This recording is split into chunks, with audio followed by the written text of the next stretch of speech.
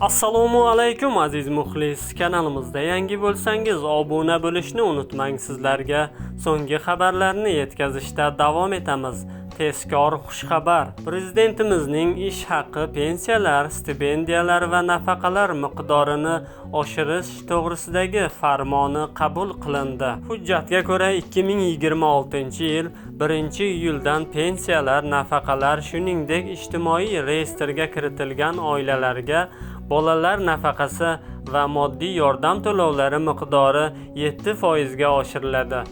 Shundan so'ng yoshga doir eng kam pensiya miqdori oyiga 983 ming so'mni, nogironlik pensiyalarining eng kam miqdori esa 1,83 million so'mni tashkil etadi.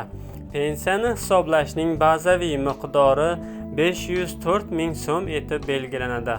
Ijtimoiy reyestrga kiritilgan oilalarga to'lanadigan bolalar nafaqasi ham oshiriladi. Videomiz yoqqan bo'lsa, videoga bitta like bosishni unutmang. Eng so'nggi xabarlar bizning kanalda. Kanalimizga obuna bo'lishni unutmang.